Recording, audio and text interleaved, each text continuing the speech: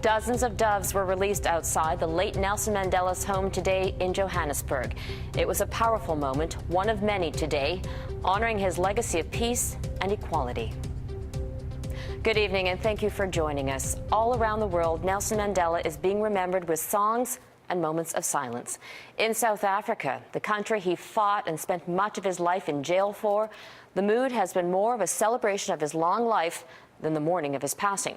And world leaders are adding words of praise for the man described as an international icon for reconciliation.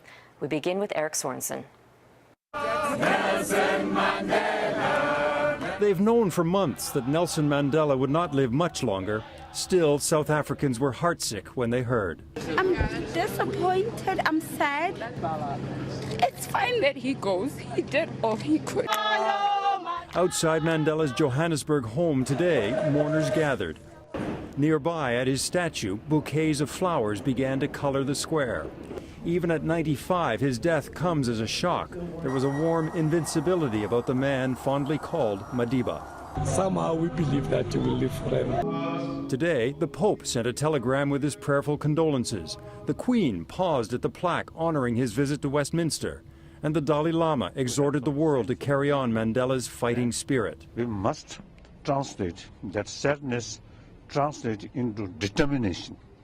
We must carry his spirit continuously.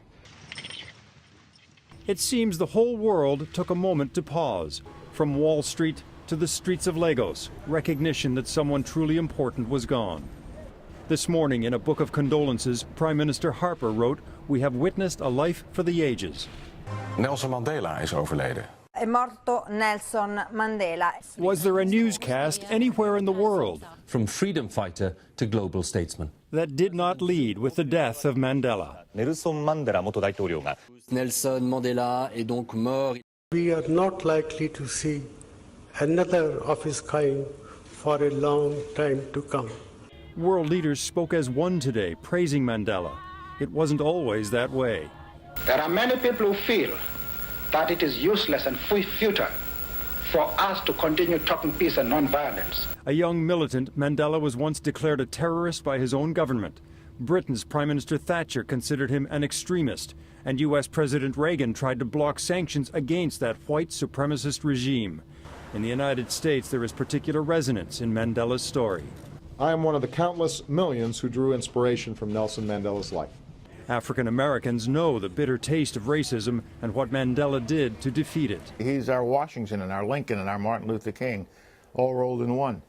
Yet it is in South Africa where they marvel still at the man who could be imprisoned for 27 years, yet lead the oppressed black majority in a peaceful reconciliation with whites. Grabbed my hand and held the hands in the air, sending the message that notwithstanding previous divisions, together we will build the new South Africa. God, thank you for the gift of Madiba. I never thought I would come out. In one of his last photo shoots, Mandela was weaker, but his humanity remained undiminished. This is just the size of my face. The face is gone. The reflection lingers.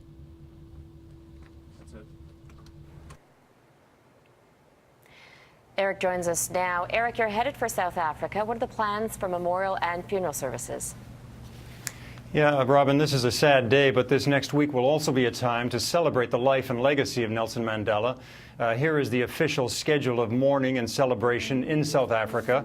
This Sunday has been declared a national day of prayer and reflection. South Africans will gather in churches and homes to reflect on Mandela's life. On Tuesday, 94,000 people will gather at the official memorial service at the big stadium in Johannesburg.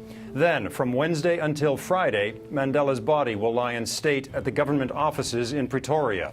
And finally, on Sunday, December the 15th, world leaders will gather in Mandela's hometown of Kunu for his state funeral and burial. And among those leaders who will be in attendance will be Canada's Prime Minister Harper and U.S. President Barack Obama. Robin? Eric Sorensen reporting tonight. Thanks, Eric. And we'll have more on Nelson Mandela, including his impact here in Canada, later in the broadcast.